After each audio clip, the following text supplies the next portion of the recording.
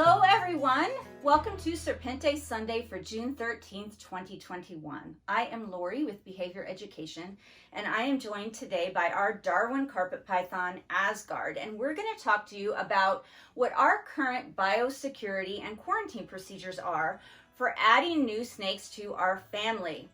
Now, when I started getting back into snakes about 3.5 years ago, there were no reptiles in our household. There were no other snakes.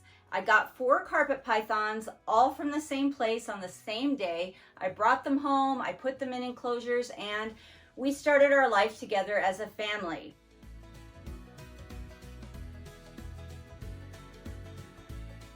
But as I started adding snakes after that, I didn't even consider quarantining the new snakes as they came in. It wasn't even something that I considered.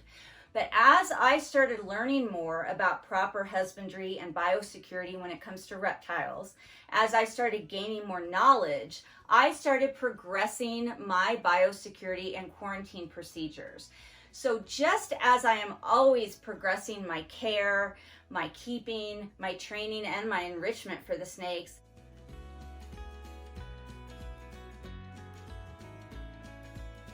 I have also been progressing our quarantine procedures over the years to ensure the snakes' health and safety, not just the snakes that are entering our family, but the ones that are already here. And Asgard is one of the animals that we implemented our current biosecurity and quarantine procedures with, and so it seemed appropriate that he would join me for this video. So I'm going to outline what those are, and basically once the snake arrives, they are put straight into isolation where they're in a 3-month quarantine.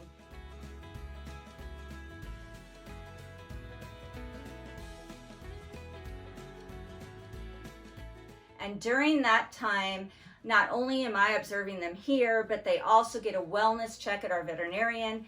They get tested for nidovirus,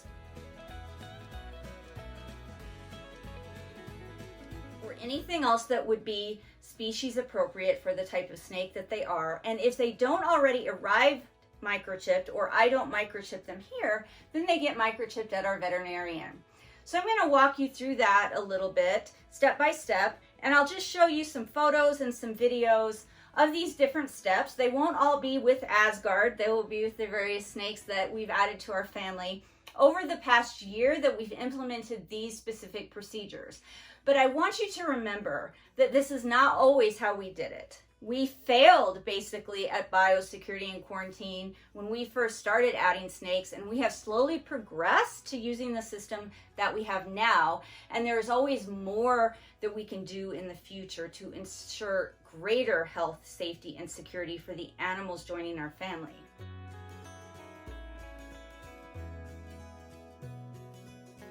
But right now, I pick up the snakes directly from the FedEx hub.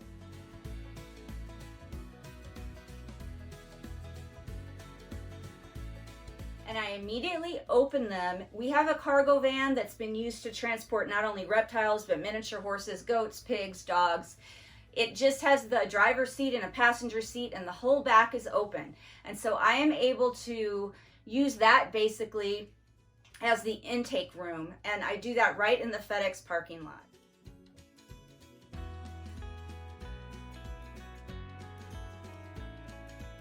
So I unbox the snake in my cargo van, and I take them out of their travel container that they arrived in, and I put them in a tub or a bin that's a transport crate or a transport container that I bring them home in.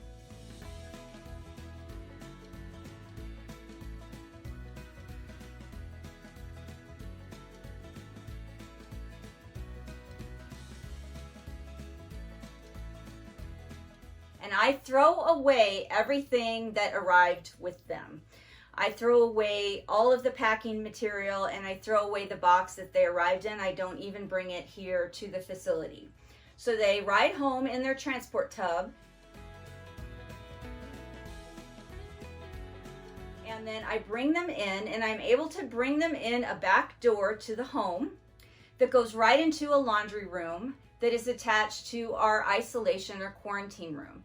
And in that room, there is an air purifier, and there is hot and cold running water, and we have a set of equipment in there that includes training equipment, feeding equipment, and cleaning equipment. And they are put right into an enclosure in that room where they stay for 3 months.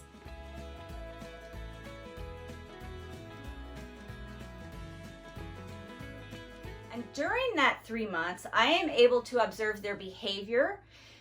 That includes their elimination behavior and their feeding behavior, as well as just how they behave as I start training them. I'm also able to watch for any signs of illness, like respiratory signs, regurgitation, diarrhea, any signs of abnormal behavior. I'm able to see if they clearly have any ectoparasites, etc. And then I make a veterinary appointment for them.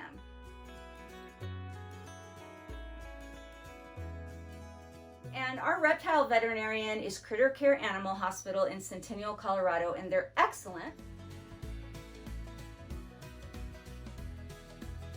However, they're quite busy, and so to get a regular wellness exam sometimes can take a while.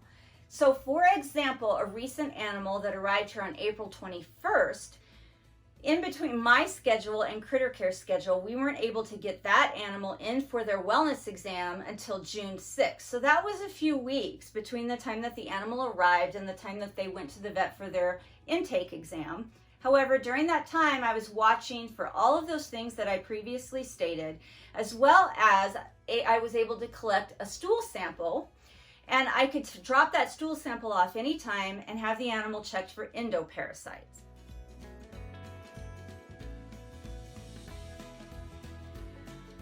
So these are all things that I do during that 3-month quarantine. And then during that wellness exam, if everything looks good on the physical exam, we do nidovirus testing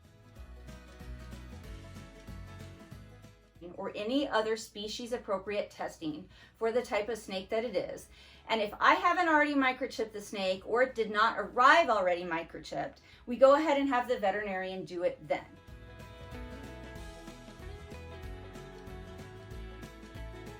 So the snake is getting a thorough physical exam, nidovirus testing, and a microchip implant. That all happened with Asgard when Asgard arrived. And I just thought it might be fun for you to see how we scan for that chip. And that chip is implanted in the posterior of the snake on the left side, dorsal to the spine, just a few inches anterior to the cloaca. Good boy, Asgard. You're such a nice snake. Now, if, for example, the snake had issues during that initial quarantine that I observed here at the facility, or if the vet found something abnormal upon physical exam, then we would do additional testing. We might do blood work. We might do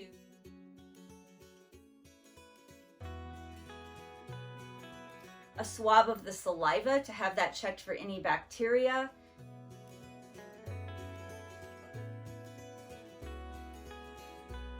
We might do radiographs or an ultrasound.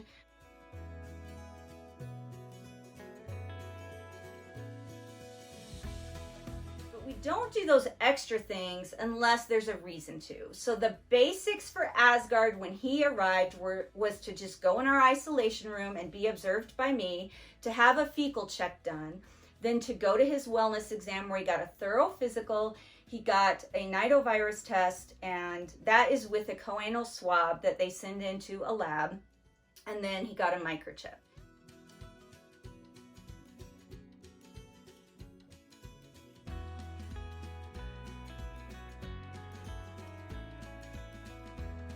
And he was given a clean bill of health, and so then I was able to bring him home and integrate him into our snake family at the end of his 3-month quarantine.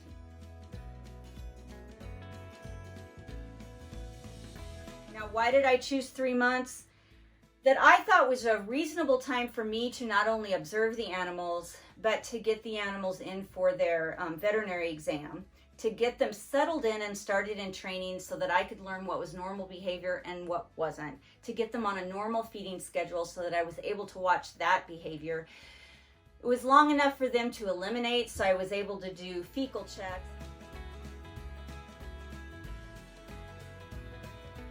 But I do like the fact that we have that buffer room in between the rest of the house where the snakes are and the quarantine room, and that it's a laundry room. So if I've worked with animals in quarantine, I can come right out of there, put my clothes in the laundry, change clothes before I go into the rest of the house. Are there ways that we could progress this and make our biosecurity and our quarantine procedures even better? Of course there are.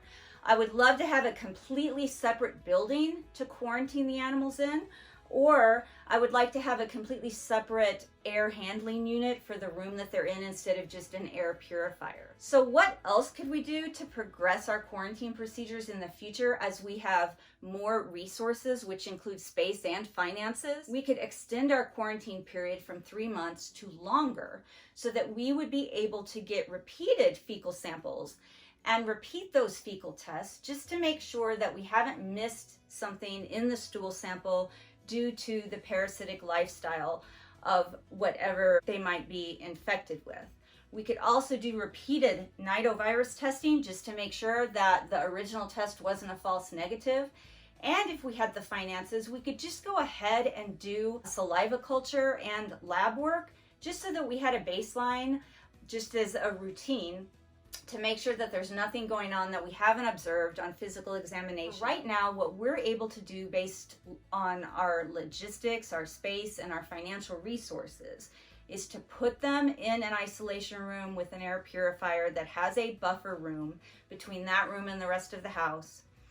We are able to physically observe them and have all separate equipment for training and working with them for that 3 months. We're able to take a fecal sample in and have them checked for endoparasites. We're able to get a wellness exam done at our veterinarian, during which time they not only get a complete physical, but they get tested for nidovirus, and then they get microchipped either here or at the veterinarian unless they arrived already chipped.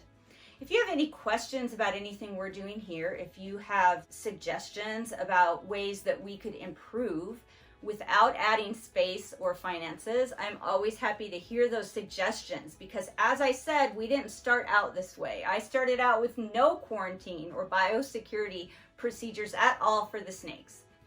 But just as we're always wanting to progress and make other aspects of our reptile keeping better, like care, training, and enrichment, we also want to make sure that we're progressing things appropriately so that we're ensuring that our snakes have the best health and safety possible.